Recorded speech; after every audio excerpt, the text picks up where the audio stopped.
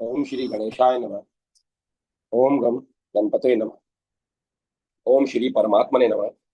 श्री गर्ग संहिता, 9वां अध्याय। ब्रह्मा जी के द्वारा भगवान श्री कृष्ण की स्तुति। ब्रह्मा जी बोले, मेघ की सी कांति से युक्त विद्युत वर्ण का वस्त्र धारण करने वाले, अमृत तुल्य मीठी वाणी बोलने वाले, परात पर वंशीधारी मयूर पिच्छ को धारण करने वाले भगवान श्री कृष्ण को उनके भ्राता बलराम सहित नमस्कार है। श्री कृष्ण, आप साक्षात स्वयं परशोत्तम पूर्ण परमेश्वर प्रकृति से अतीत श्री हरि हैं। हम देवता जिनके अंश और कला अवतार हैं, जिनकी शक्ति से हम लोग क्रमशः विश्व की सृष्टि, पालन एवं संहार करते हैं, उन्हीं आपने साक्षात कृष्णचंद्र के रूप में अवतीर्ण होकर धराधाम पर नंद का पुत्र होना स्वीकार किया है। आप प्रधान प्रधान गोप बालकों के साथ गोप वेश से वृंदावन में गोचारण करते हुए विराज रहे हैं। करोड़ों कामदेव के समान रमणीय तेजोमय कौस्तुभधारी श्याम वर्ण पित्त वस्त्रधारी वंशीधारी व्रजेश राधिका पति निकुंज विहारी परम सुंदर श्री हरि को मैं प्रणाम करता हूँ, जो मेघ से निर्लिप्त आकाश के समान प्राणियों की देह में क्षेत्रज्ञ रूप से स्थित है, जो अधियज्ञ एवं चैत्य स्वरूप है, जो माया रहित है और जो निर्मल भक्ति तथा प्रबल वैराग्य आदि भावों से प्राप्त होते हैं। उन आदि देव हरि की मैं वंदना करता हूँ। सर्वज्ञ, जिस समय मन में प्रबल रजोगुण का उदय होता है, उसी समय मन संकल्प विकल्प करने लगता है। संकल्प विकल्प के वशीभूत मन में ही अभिमान की उत्पत्ति होती है, और वही अभिमान धीरे धीरे बुद्धि को विकृत कर देता है। क्षण स्थायी बिजली के समान बदलते हुए ऋतु गुणों के समान, जल पर खींची हुई रेखा के समान, पिशाच के द्वारा उत्पन्न किए हुए अंगारों के समान और कपटी यात्री की प्रीति के समान जगत के सुख मिथ्या हैं। विषय सुख दुखों से घिरे हुए हैं एवं अलात चक्रवत जलते हुए अंगार को वेग से चकरा कर घुमाने पर जो क्षण स्थायी व्रत बनता है, उसके समान है। जैसे वृक्ष न चलते हुए भी जल के चलने के कारण चलते हुए भी दिखते हैं, नेत्रों को वेग से घुमाने पर अचल पृथ्वी भी चलती हुई सी दिखती है। कृष्ण उसी प्रकार प्रकृति से उत्पन्न गुणों के वशीभूत होकर भ्रांत जीव उस प्रकृति जन्य सुख को सत्य मान लेता है। सुख और दुख मन से उत्पन्न होते हैं। निद्रा अवस्था में वे लुप्त हो जाते हैं और जागने पर पुनः उनका अनुभव होने लगता है। जिनके जिनको इस प्रकार का विवेक प्राप्त है, उनके लिए यह जगत निरंतर स्वप्नावस्था के भ्रम के समान ही है। ज्ञानी पुरुष ममता एवं अभिमान का त्याग करके सदा वैराग्य से प्रीति करने वाले तथा शांत होते हैं। जैसे एक दिए के सैकड़ों दिए उत्पन्न होते हैं, वैसे ही एक परमात्मा से सब कुछ उत्पन्न हुआ है, ऐसी तात्विक दृष्टि उनकी रहती है। भक्त निर्धूम अग्निशिखा की भांति गुण मुक्त एवं आत्मनिष्ठ होकर हृदय में ब्रह्मा के भी स्वामी भगवान वासुदेव का भजन करते हैं। जिस प्रकार हम एक ही चंद्रबिंब को अनेकों घोड़ों के गणों के जल में देखते हैं, उसी प्रकार आत्मा के एकत्व का दर्शन करके श्रेष्ठ परमहंस भी कृतार्थ होता है। निरंतर स्तुवन करते रहने पर भी वेद जिन के महात्म्य के षोडशांश का भी कभी ज्ञान नहीं प्राप्त कर सके, तब त्रिलोकी में उन श्री हरि के गुणों का वर्णन भला दूसरा कौन कर सकता है।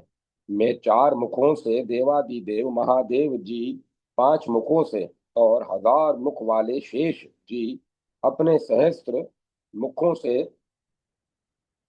जिनकी स्तुति सेवा करते हैं, वैकुंठ निवासी विष्णु शिरोदशाई साक्षात हरि तथा धर्म सेतु नारायण ऋषि उन गोलोकपति आपकी सेवा किया करते हैं। आहा मुरारे, आपकी महिमा धन्य है। भूतल पर उस महिमा को न मुनिगण जानते हैं, न मनुष्य ही। सुर असुर तथा 14 मनु भी उसे जानने में असमर्थ हैं। ये सब स्वप्न में भी आपके चरण कमलों के दर्शन पाने में असमर्थ हैं।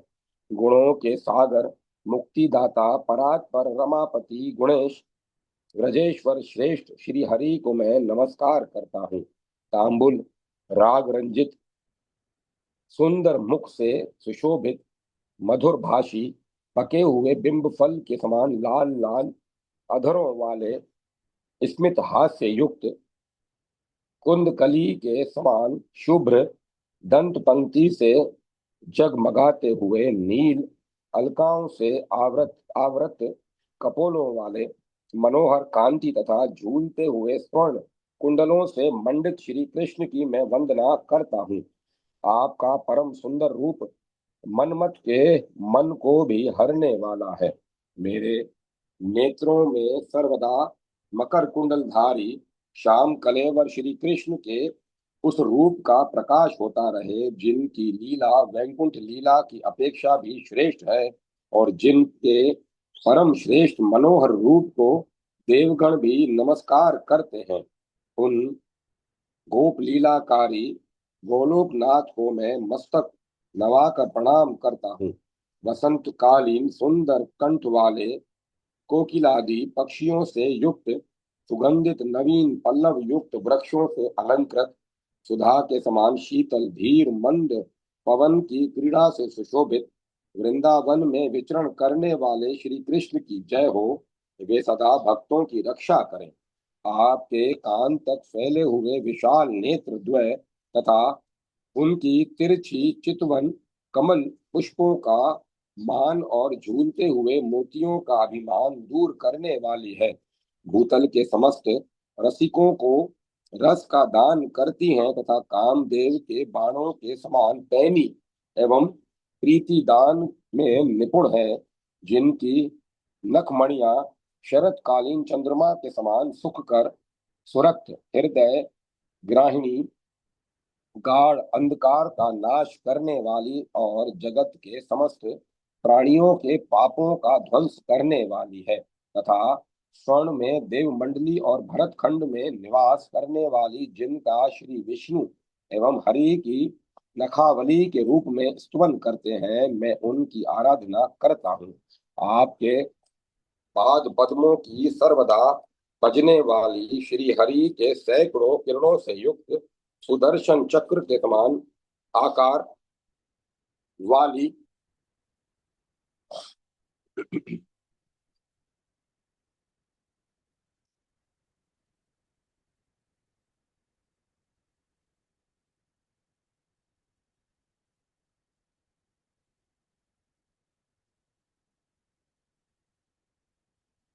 आपके पद पद्मों की सर्वदा बजने वाली श्री हरि के सैकड़ों किरणों से युक्त सुदर्शन चक्र के समान आकार वाली पैंजनी ऐसी है, जिनसे गोल घेरे की भांति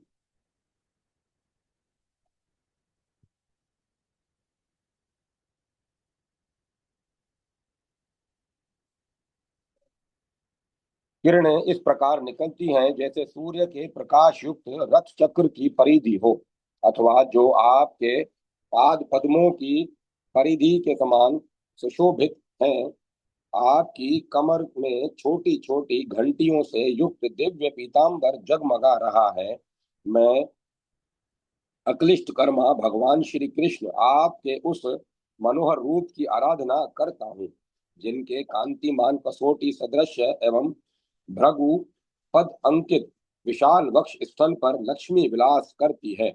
जिनके गले में स्वर्ण मणि एवं मोतियों की लड़ियों से युक्त तथा तारों के समान झिलमिली झिलमिल प्रकाश करने वाली तथा भ्रमरों की ध्वनि से युक्त हीरों के हार हैं, जो सिंदूर वर्ण की सुंदर उंगलियों से वंशी बजा रहे हैं। उनकी उंगलियों में सोने की अंगूठियां सुशोभित हैं, जिनके दोनों हाथ द्विजों का दान द्विजों को दान देने वाले चंद्रमा के समान नखों से युक्त एवं कामदेव के वन के कदम्ब के पुष्पों की सुगंध से सुवासित है, जिनकी मंद गति राजहंस की भांति सुंदर है, जिनके कंधे गले तक ऊंचे उठे हुए हैं। उन श्री हरि की मेघमाला का मान हरण करने वाली मनोहर काकुल का मैं स्मरण करता हूँ, जो स्वच्छ दर्पण की भांति निर्मल सुखद नवयुवन की कांति से युक्त मनुष्यों के रक्षक है तथा मणि कुंडलों एवं सुंदर घुंघराले बालों से सुशोभित है। श्री हरि के सूर्य तथा चंद्रमा की भांति प्रभा से युक्त उन दीनों कपोलों का मैं स्मरण करता हूँ।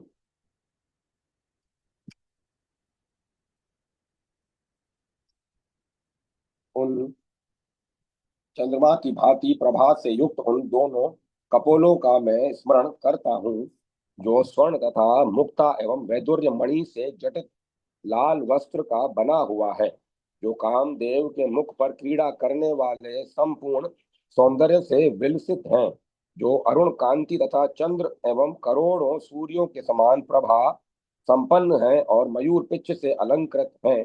श्री कृष्ण के उस मुकुट को मैं नमस्कार करता हूँ, जिनके द्वार देश पर स्वामी कार्तिकेय इंद्र गणेश चंद्र एवं सूर्य की भी गति नहीं है, जिनकी आज्ञा से के बिना कोई निकुंज में प्रवेश नहीं कर सकता। उन जगदीश्वर श्री कृष्ण चंद्र की मैं आराधना करता हूँ। ब्रह्मा जी इस प्रकार भगवान श्री कृष्ण का स्तवन करके पुनः हाथ जोड़कर कहने लगे, जगत के स्वामी, मैं आपके नाभि कमल से उत्पन्न हूँ।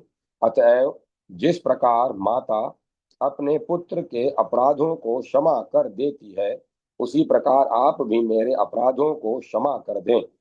वज्रपते व्रज व्रजपते, आप तो मैं एक लोक आप तो कहाँ तो व्रजपते, कहाँ तो मैं एक लोक का अधिपति और कहाँ आप करोड़ों ब्रह्मांडों के नायक। अतएव रजेश मधुसूदन देव, आप मेरी रक्षा करें। जिनकी माया से देवता दैत्य एवं मनुष्य सभी मोहित हैं, मैं मूर्ख उनको अपनी माया से मोहित करने चला था। गोविंद आप नारायण हैं मैं गोविंद आप नारायण हैं, मैं नारायण नहीं। हरि आप कल्प के आदि में ब्रह्मांड की रचना करके नारायण रूप से शेषशायी हो गए। आपके जिस ब्रह्म रूप तेज में योगी प्राण त्याग करके जाते हैं, बाल घातनी पूतना भी अपने कुल सहित आपके उसी तेज में समा गई। माधव प्रभो, मेरे ही अपराध से आपने गोवत्स एवं गोप बालकों का रूप धारण करके वनों में विचरण किया। अतएव गोविंद, आप मुझको क्षमा करें। पिता जैसे पुत्र का अपराध नहीं देखता, वैसे ही आप भी मेरे अपराध की उपेक्षा करके मेरे ऊपर प्रसन्न हो। जो आप जो आपके भक्त न होकर ज्ञान में रति रहते हैं, उनको कलेश ही हाथ लगता है। जैसे भूसे के लिए परिश्रम पूर्वक खेत जोतने वालों को भूसा मात्र प्राप्त होता है,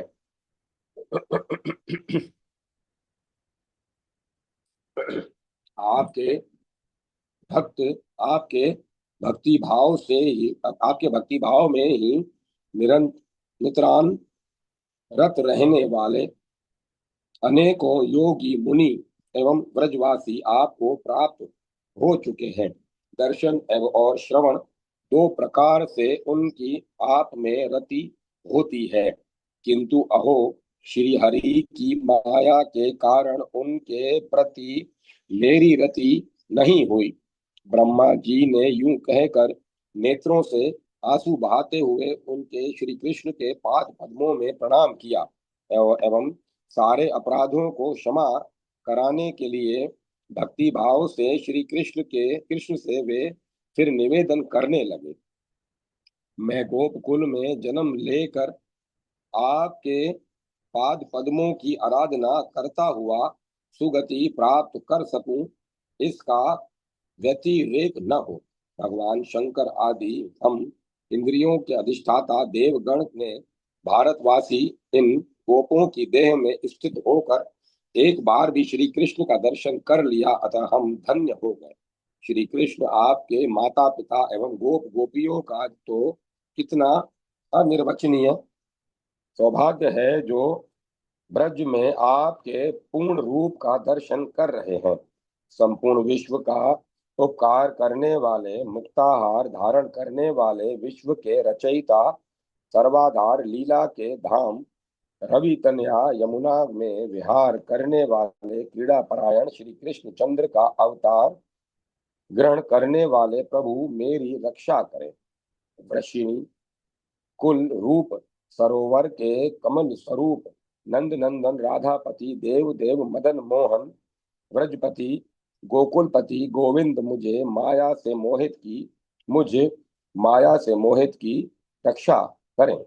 जो व्यक्ति श्री कृष्ण की प्रदक्षिणा करता है उसको जगत के संपूर्ण तीर्थों की यात्रा का फल प्राप्त होता है। वह आपके सुखदायक परात पर गोलोक नामक लोक को जाता है। श्री नारद जी कहने लगे, लोकपति लोक पितामह ब्रह्मा ने इस प्रकार सुंदर वृंदावन के अधिपति गोविंद का स्तुवन करके प्रणाम करते हुए उनकी 3 बार प्रदक्षिणा की और कुछ देर के लिए अदृश्य होकर गोवत्स तथा गोप बालकों को वरदान देकर लौट जाने के लिए अनुमति की प्रार्थना की। तदंतर श्री हरि ने नेत्रों के संकेत से उनको जाने का आदेश दिया। लोक पितामह ब्रह्मा भी पुनः प्रणाम करके अपने लोक को चले गए। राजन, इसके उपरांत भगवान श्री कृष्ण वन से शीघ्रता पूर्वक गौवत्स एवं गोप बालकों को ले आए और यमुना तट पर जिस स्थान पर गोप मंडली विराजित थी उन लोगों को लेकर उसी स्थान पर पहुंचे। गोवत्सों के साथ लौटे हुए श्री कृष्ण को देखकर उनकी माया से विमोहित गोपों ने अपने समय को आधे क्षण जैसा समझा। वे लोग गोवत्सों के साथ आए हुए श्री कृष्ण से कहने लगे, आप शीघ्रता से आकर भोजन करें। प्रभो, आपके चले जाने के कारण किसी ने भी भोजन नहीं किया। इसके उपरांत श्री कृष्ण ने हंसकर बालकों के साथ भोजन किया और बालकों को अजगर का चमड़ा दिखाया। तदंतर बलराम जी के साथ गोपों से घिरे हुए श्री कृष्ण वत्स वृंद को आगे करके धीरे धीरे ब्रज को लौट आए। सफेद, चितकबरे, पीले, लाल, धूम्र एवं हरे आदि अनेक रंग और स्वभाव वाले गोवत्सों को आगे करके धीरे धीरे सुखद वन से गोष्ठ में लौटते हुए गोप मंडली के बीच स्थित नंदन की मैं वंदना करता हूँ। राजन, श्री कृष्ण के विरह में जिनको क्षण भर का समय युग के समान लगता था, उन्हीं के दर्शन से उन गोपियों को आनंद प्राप्त हुआ। बालकों ने अपने अपने घर जाकर गोष्ठों में अलग अलग बछड़ों को बांधकर अघासुर वध एवं श्री हरि द्वारा हुई आत्मरक्षा के वृतांत का वर्णन किया। इस प्रकार श्री गर्ग संहिता में श्री वृंदावन खंड के अंतर्गत ब्रह्मा जी द्वारा भगवान श्री कृष्ण की स्तुति नामक 9वां अध्याय पूरा हुआ। जय माता सरस्वती। जय माता सरस्वती।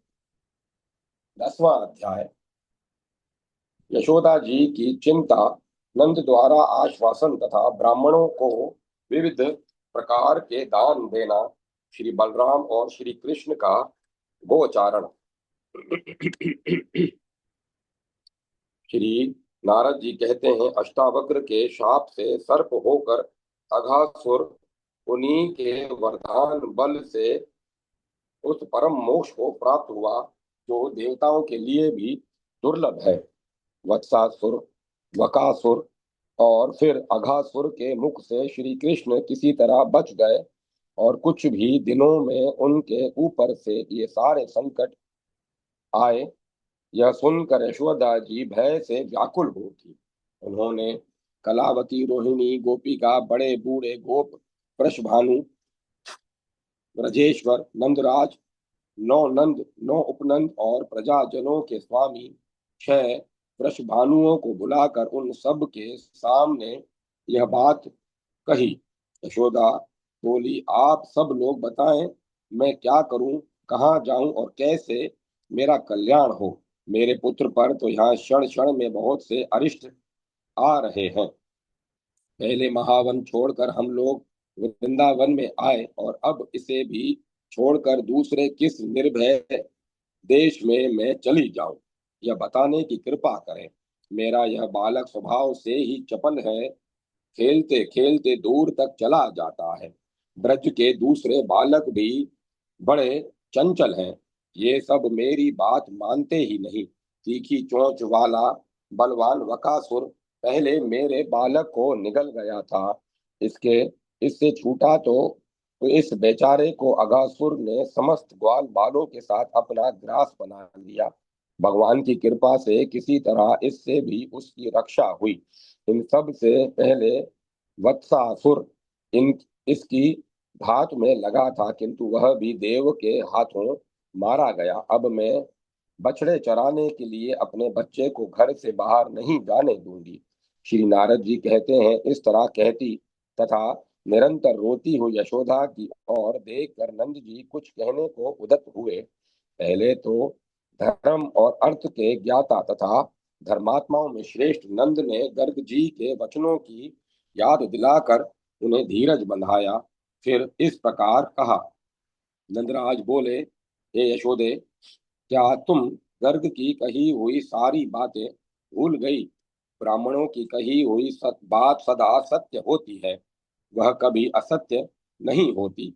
इसीलिए समस्त अरिष्टों का निवारण करने के लिए तुम्हें दान करते रहना चाहिए। दान से बढ़कर कल्याणकारी कृत्य न तो पहले हुआ है और न आगे होगा।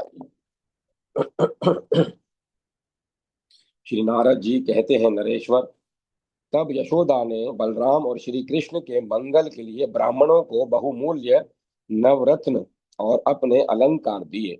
नंद जी ने उस समय 10,000 बैल, 1 लाख मनोहर गाय और 2 लाख भार अन्न दान दिया।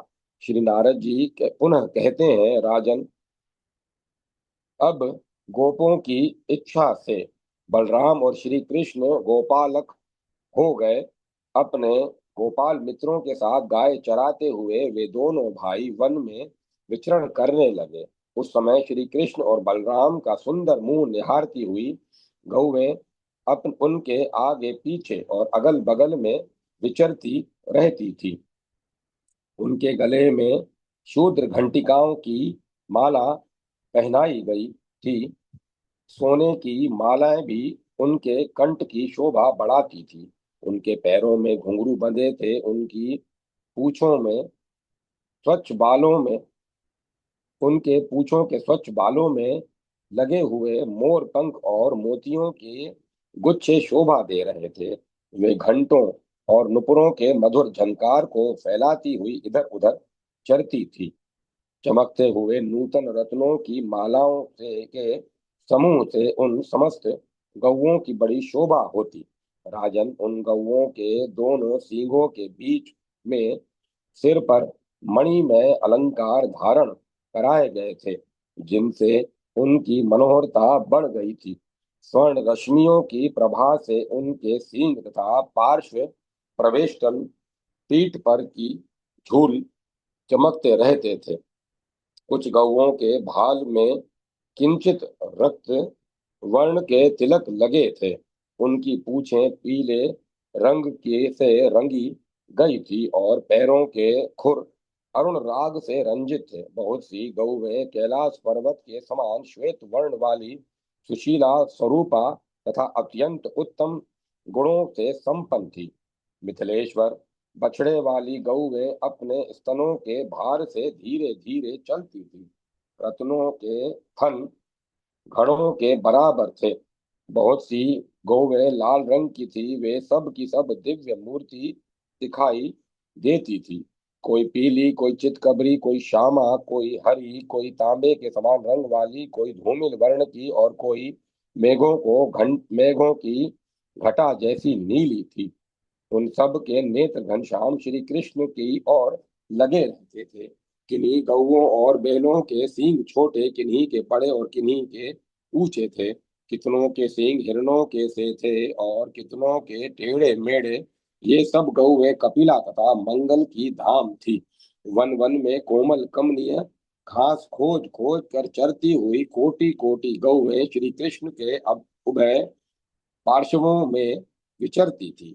श्री यमुना जी का पुण्य पुलीन तथा उसके निकट श्याम कमालों से सुशोभित वृंदावन निप नीम कदम्ब प्रवाल कटहल कदली कचनार आम मनोहर जामुन बैल पीपल और केत आदि वृक्षों तथा माधवी लताओं से मंडित था। वसंत ऋतु के शुभागमन से मनोहर वृंदावन की दिव्य शोभा भी हो रही थी। वह देवताओं के नंदन वन सा आनंद प्रद और सर्वतोभद्र वन सा सब ओर से मंगलकारी जान पड़ता था। उसने कुबेर के नेत्र चेत्र रथ वन की शोभा को तिरस्कृत कर दिया था। वहां झरनों और कंदराओं से संयुक्त रत्न धातु में श्रीमान गोवर्धन पर्वत शोभा पाता था। वहां का वन पारिजात या मंदार के वृक्षों से व्याप्त था। वह चंदन, बेर, कदली, देवदार, बरगद, पलाश, पाकर, अशोक, अरिष्ट, रीठा, अर्जुन, कदम्ब, पारिजात, पाटल तथा चंपा के वृक्षों से सुशोभित था। श्याम वर्ण वाले इंद्रयव नामक वृक्षों से घिरा हुआ वह वन करंज जाल से विलसित कुंजों से संपन्न था। वहां मधुर कंठ वाले नर कोकिल और मयूर कलरव कर रहे थे। उस वन में गौवें चराते हुए श्री कृष्ण एक वन से दूसरे वन में विचरा करते थे। नरेश्वर वृंदावन और मधुवन में ताल वन के आसपास कुमुद वन, बहुलावन, दिव्य कामवन, बृहत्सानु और नंदीश्वर नामक पर्वतों के पार्श्ववर्ती प्रदेश में कोकिलों की काकली से कुंजित सुंदर कोकिला वन में लता जाल मंडित सौम्य तथा रमणीय कुश वन में परम पावन भद्रवन, भांडीर उपवन, लोहारगल तीर्थ तथा यमुना के प्रत्येक तट और तटवर्ती विपनों में पीतांबर धारण किए बद्ध परिकर नट वेशधारी मनोहर श्री कृष्ण बेंत लिए बंसी बजाते और गोपांगनाओं की प्रीति बढ़ाते हुए बड़ी शोभा पाते थे।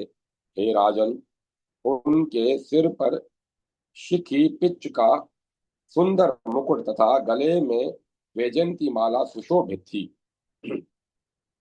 संध्या के समय गोवृंद को आगे किए अनेक रागों में बांसुरी बजाते साक्षात श्री हरि कृष्ण नंद ब्रज में आए। आकाश को गौरज से व्याप्त देख श्री वंशी वट के मार्ग से आती हुई वंशी ध्वनि से आकुल हुई गोपियां श्याम सुंदर के दर्शन के लिए घरों से बाहर निकल आई। अपनी मानसिक पीड़ा दूर करने और उत्तम सुख को पाने के लिए वे गोप सुंदरियां श्री कृष्ण दर्शन के हेतु घर से बाहर आ गई थी। उनमें श्री कृष्ण को भुला देने की शक्ति नहीं थी। श्री नंद नंदन सिंह की भांति पीछे घूम कर देखते थे। वे गज किशोर की भांति लीला पूर्वक मंद गति से चलते थे। उनके नेत्र प्रफुल्ल कमल के समान शोभा पाते थे। गौ समुदाय से व्याप्त संकीर्ण गलियों में मंद गति से आते हुए श्याम सुंदर की उस समय गोप वधु वो पदुटियां अच्छी तरह से देख नहीं पाती थी। मिथिलेश्वर गोधूली से दूसरे उत्तम नील केश कलाप धारण किए, स्वर्ण निर्मित बाजूबंद से विभूषित मुकुट मंडित तथा कान तक खींचकर वक्र भाव से दृष्टि बाण का प्रहार करने वाले गौरेज समलंकृत कुंदमाला से अलंकृत कानों में खोसे हुए पुष्पों की आभा से उदीप्त पीतांबरधारी वेणुवादनशील तथा भूतल का भूरी भार हरण करने वाले प्रभु श्री कृष्ण आप सब की रक्षा करें। श्री कृष्ण की इस प्रकार श्री गर्ग संहिता में वृंदावन खंड के अंतर्गत श्री कृष्ण की गोचारण लीला का वर्णन नामक 10वां अध्याय पूरा हुआ। जय माता सरस्वती। जय मां सरस्वती। 11वां अध्याय धेनुकासुर का उद्धार। श्री नारद जी कहते हैं, राजन, एक दिन श्री कृष्ण बलराम जी के साथ मनोहर गौवें चराते हुए नूतन ताल वन के पास चले गए। उस समय समस्त गोपाल उनके साथ थे। वहां धेनुकासुर रहा करता था। उसके भय से गोपालगण वन के भीतर नहीं गए, श्री कृष्ण भी नहीं गए। अकेले बलराम जी ने उसमें प्रवेश किया। अपने नीले वस्त्र की को कमर में बांधकर महाबली बलदेव परिपक्व फल लेने के लिए उस वन में विचरने लगे। बलराम जी साक्षात अनंत देव के अवतार हैं। उनका पराक्रम भी अनंत है। अतः दोनों हाथों से ताड़ के वृक्ष को हिलाते और फल समूह को गिराते हुए वह निर्भय गर्जना करने लगे। गिरते हुए फलों की आवाज सुनकर वह गर्द भाकार असुर रोष से आग बबूला हो गया। वह दोपहर में सोया करता था, किंतु आज विघ्न पड़ जाने से वह दुष्ट क्रोध से भयंकर हो उठा। धेनुकासुर कंस का सखा होने के साथ ही बड़ा बलवान था।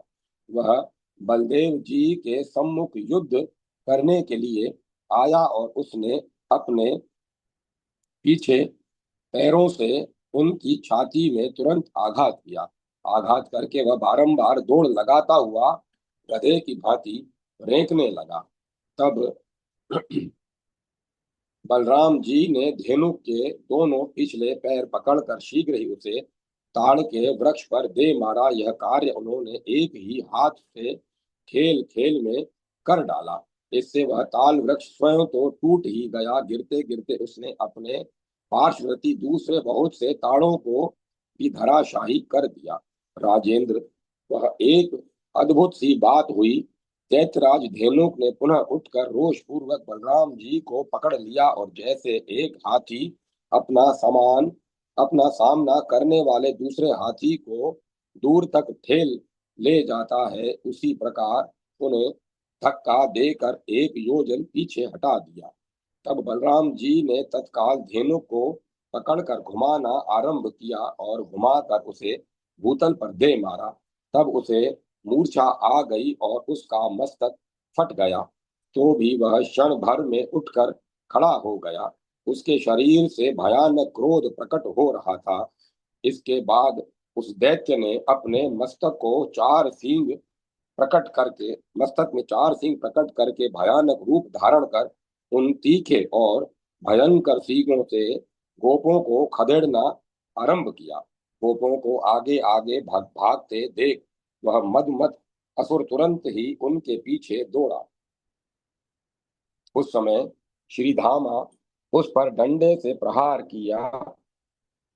उस समय श्रीधामा ने उस पर डंडे से प्रहार किया। सुबुल ने उसको मुक्के से मारा।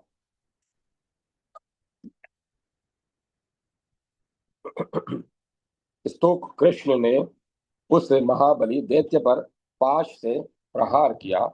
अर्जुन ने क्षेपण से और अंशु ने उस गर्द भाकार दैत्य पर लात से आघात किया। इसके बाद विशारद ने आकर शीघ्रता पूर्वक अपने पैर से और बल में बल से भी उस दैत्य को दबाया। तेजस्वी ने अर्धचंद्र गर्दनियां देकर उसे पीछे हटाया और देवप्रस्थ ने उस असुर के कई तमाचे जड़ दिए। वरुथप ने उस विशाल काय गधे को गेंद से मारा। तदंतर श्री कृष्ण ने भी धेनु का सुर को दोनों हाथों से उठाकर घुमाया और तुरंत ही गोवर्धन पर्वत के ऊपर फेंक दिया। श्री कृष्ण के उस प्रहार से धेनु 2 घड़ी तक मूर्छित पड़ा रहा, फिर उठकर उस अपने शरीर को कपाता हुआ मुंह फाड़ कर आगे बढ़ा और दोनों सींगों से श्री हरि को उठाकर वह दैत्य दौड़कर आकाश में चला गया। आकाश में 1 लाख योजन ऊपर जाकर उसके उनके साथ युद्ध करने लगा। भगवान श्री कृष्ण ने धेनु का सुर को पकड़कर नीचे भूमि की ओर फेंका। इससे उसकी हड्डियां चूर चूर हो गई और वह मूर्छित हो गया। तथापि पुनः उठकर अत्यंत भयंकर सिंहनाद करते हुए उसने दोनों सींगों से गोवर्धन पर्वत को उखाड़ लिया और श्री कृष्ण के ऊपर चलाया। श्री कृष्ण ने पर्वत को हाथ से पकड़कर पुनः उसी के मस्तक पर दे मारा। तदंतर उस बलवान दैत्य के ने फिर पर्वत को हाथ में ले लिया और श्री कृष्ण के ऊपर फेंका, किंतु श्री कृष्ण ने गोवर्धन को ले जाकर उसके पूर्व स्थान पर रख दिया। तदंतर फिर धावा करके महादैत्य धेनुक ने दोनों सींगों से पृथ्वी को विदीर्ण कर दिया और पिछले पैरों से पुनः बलराम पर प्रहार करके बड़े जोर से गर्जना की। उसकी इस गर्जना से समस्त ब्रह्मांड गूंज उठा और भूमंडल कांपने लगा। तब महाबली बलदेव ने दोनों हाथों से उसको पकड़ लिया और उसे पृथ्वी पर दे मारा। इससे उसका मस्तक फट गया और जोश होश हवास जाता रहा। इसके बाद श्री कृष्ण के बड़े भाई ने पुनः उस दैत्य पर मुक्के से प्रहार किया। उस मुष्टि प्रहार से धेनु का सुर की तत्काल मृत्यु हो गई। उसी समय देवताओं ने वहां नंद नंदन वन के फूल बरसाए। देह से पृथक होकर धेनु श्याम सुंदर विग्रह धारण कर पुष्पमाला पीतांबर तथा वनमाला से समलंकृत देवता हो गया।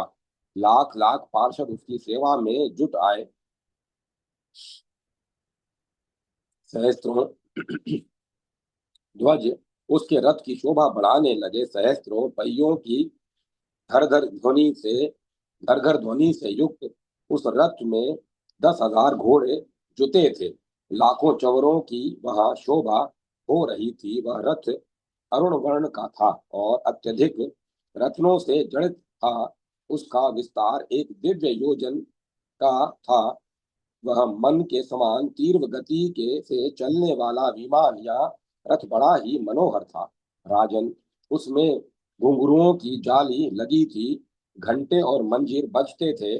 दिव्य रूपधारी दैत्य धेनुक बलराम सहित श्री कृष्ण की परिक्रमा करके उक्त दिव्य रथ पर आरूढ़ हो दिशा मंडल को देदीप्यमान करता हुआ प्रकृति से परे विद्यमान गोलोक धाम में चला गया। इस प्रकार धेनुक का वध करके बलराम सहित श्री कृष्ण अपना यशोगान करते हुए ग्वाल बालों के साथ ब्रज को लौटे। उनके साथ गौओं का समुदाय भी था। राजा ने पूछा, मुने, धेनुकासुर पूर्व जन्म में कौन था? उसे मुक्ति कैसे प्राप्त हुई तथा उसे गधे का शरीर क्यों मिला? यह सब मुझे ठीक ठीक बताइए। श्री नारद जी ने कहा, विरोचन कुमार बलि का एक बलवान पुत्र था जिसका नाम साहसिक। वह 10,000 स्त्रियों के साथ गंधमादन पर्वत पर विहार कर रहा था। वहां वन में नाना प्रकार के वादों और रमणियों के नुपुरों का महान शब्द होने लगा, जिससे उस पर्वत की कंदरा में रहकर श्री कृष्ण का चिंतन करने वाले दुर्वासा मुनि का ध्यान भंग हो गया। वे खड़ाऊ पहनकर बाहर निकले। उस समय मुनिवर दुर्वासा का शरीर अत्यंत दुर्बल हो गया था। दाढ़ी मूछ बहुत बढ़ गई थी। वे लाठी के सहारे चलते थे। क्रोध की तो वे मूर्तिमान राशि ही थे और अग्नि के समान तेजस्वी जान पड़ते थे। दुर्वासा उन ऋषियों में से जिनके शाप के भय से यह सारा विश्व कांपता रहता है। वे बोले। दुर्वासा ने कहा, दुर्बुद्धि असुर, तू गधे के समान भोग सक्त है, इसीलिए गधा हो जा। आज से 4 लाख वर्ष बीतने पर भारत के दिव्य माथुर मंडल के अंतर्गत पवित्र ताल वन में बलदेव जी के हाथ से तेरी मुक्ति होगी। नारद जी कहते हैं, राजन, उस शाप के कारण ही भगवान श्री कृष्ण ने बलराम जी के हाथ से उसका वध कराया, क्योंकि उन्होंने प्रहलाद को यह वर दे रखा था कि तुम्हारा का हम वंश का कोई दैत्य मेरे हाथ से नहीं मारा जाएगा।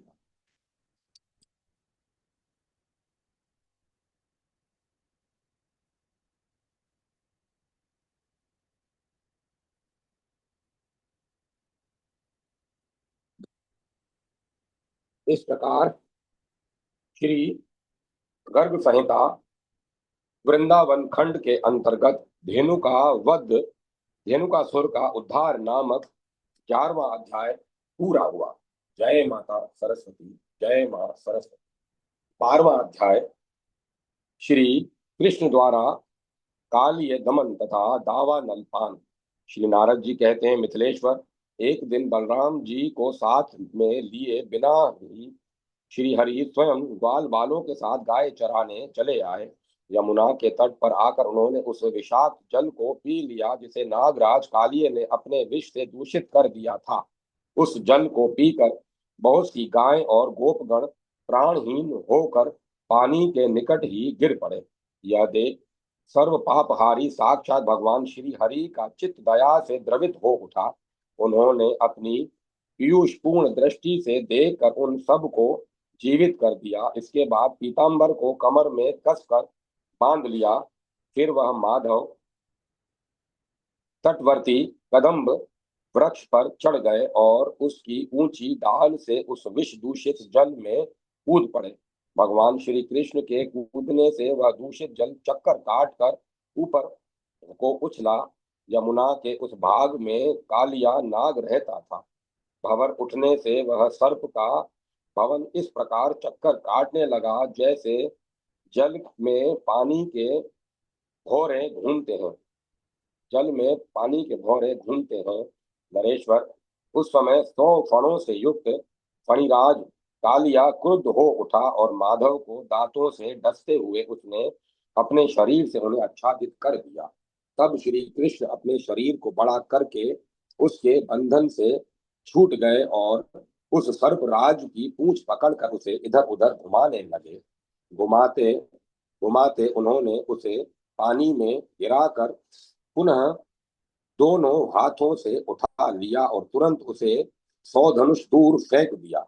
उस भयानक नागराज ने पुनः उठकर जीभ लपलपाते हुए रोष पूर्वक माधव श्री हरि का बायां हाथ पकड़ लिया। तब श्री हरि ने उस महादुष्ट को दाहिने हाथ से पकड़कर उस जल में उसी प्रकार दबा दिया जैसे गरुड़ की किसी नाग को रगड़ देते हैं।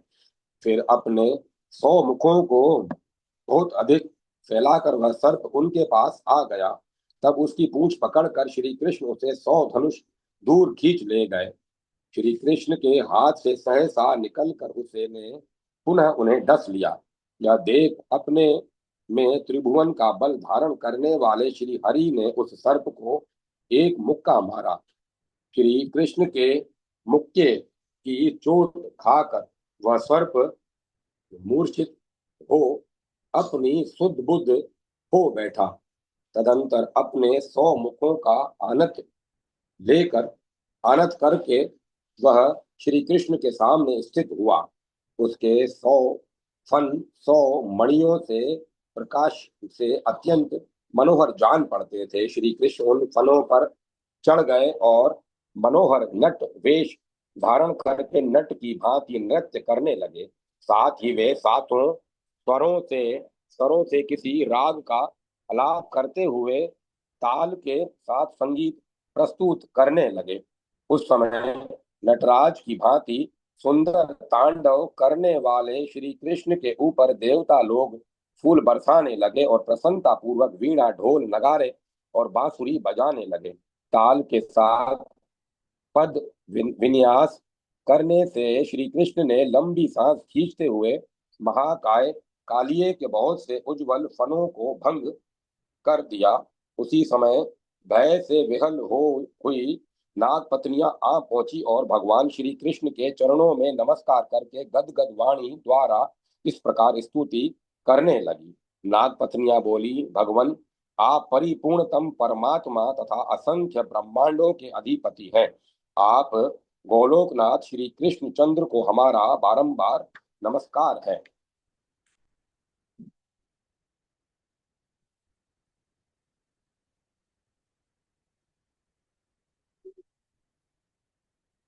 ब्रज के अधीश्वर आप श्री राधा वल्लभ को नमस्कार है। नंद के लाला और यशोदा नंदन आपको नमस्कार है। परम देव, आप इस नाग की रक्षा कीजिए। तीनों लोकों में आपके सिवाय दूसरा कोई इसे शरण देने वाला नहीं है। आप स्वयं साक्षात परात्पर श्री हरि हैं और लीला से ही स्वच्छंदता पूर्वक नाना प्रकार से के श्री विग्रहों का विस्तार करते हैं। श्री नारद जी कहते हैं, अब तक कालिया नाग का गर्भ चूर्ण हो गया था। नाग पत्नियों द्वारा किए गए इस स्तवन के पश्चात वह श्री कृष्ण से बोला, भगवान, पूर्ण काम परमेश्वर, मेरी रक्षा कीजिए। पाही पाही कहता हुआ कालिया नाग भगवान श्री हरि के सम्मुख आकर उनके चरणों में गिर पड़ा। तब उन जनार्दन देव ने उससे कहा, श्री भगवान बोले, तुम अपनी पत्नियों और सहद्रों के साथ रमण रमण रमणक द्वीप में चले जाओ। तुम्हारे मस्तक पर मेरे चरणों के चिन्ह बन गए हैं, इसीलिए अब गरुड़ तुम्हें अपना आहार नहीं बनाएगा। श्री नारद जी कहते हैं, राजन, तब उसे सर्प ने तब उस सर्प ने श्री कृष्ण की पूजा और परिक्रमा करके उन्हें प्रणाम करने के अनंतर स्त्री पुत्रों के साथ रमणक द्वीप को प्रस्थान किया। इधर नंदन को कालिया नाग ने अपना ग्रास बना लिया है, यह समाचार सुनकर नंद आदि समस्त गोपगण वहां आ गए थे। श्री कृष्ण को जल से निकलते देख उन सब लोगों को बड़ी प्रसन्नता हुई। अपने बेटे को छाती से लगाकर नंद जी परमानंद में निमग्न हो गए। यशोदा ने अपने खोए हुए पुत्र को पाकर उसके कल्याण की कामना से ब्राह्मणों को धन का दान किया। उस समय उनके स्तनों से स्नेहाधिक्य के कारण दूध झर रहा था। राजन, उस दिन रात में अधिक श्रम के कारण गोपांगनाओं और ग्वाल बालों के साथ समस्त गोप यमुना के निकट उसी स्थान पर सो गए। निशित काल में बांसों की रगड़ से प्रलयाग्नि के समान दावानल प्रकट हो गया, जो सब और से मानो गोपों को दग्ध करने के लिए उधर फैलता आ रहा था। उस समय मित्र कोटि के गोप बलराम सहित श्री कृष्ण की शरण में गए और भय से कातर हो दोनों हाथ जोड़कर बोले। गोपों ने कहा, शरणागत वत्सल महाबाहु कृष्ण कृष्ण प्रभो, वन के भीतर दावाग्नि के कष्ट में पड़े हुए सज्जनों को बचाओ बचाओ। श्री नारद जी कहते हैं, तब योगेश्वर देव माधव उनसे बोले, डरो मत, अपनी अपनी आंखें बंद मूंद लो। यूं कहकर वे सारा दावानल स्वयं ही पी गए। फिर प्रातः काल विस्मित हुए गोप गणों तथा गौओं के साथ नंदनंदन शोभाशाली ब्रजमंडल में आए। इस प्रकार गर्ग संहिता में वृंदावन खंड के अंतर्गत कालियान दमन तथा दावानल पान नामक 12वां अध्याय पूरा हुआ। जय माता सरस्वती, जय मां सरस्वती। ओम नमः शिवाय, ओम नमो नारायण, ओम एम ह्रीम क्लीम चामुंडाय विच्चे। राम लक्ष्मण जान की जय बोलो हनुमान की। राधे कृष्ण राधे कृष्ण राधे कृष्ण राधे कृष्ण। अब कथा को विराम दिया जाता है। ओम तत्सत, ओम तत्सत, ओम तत्सत।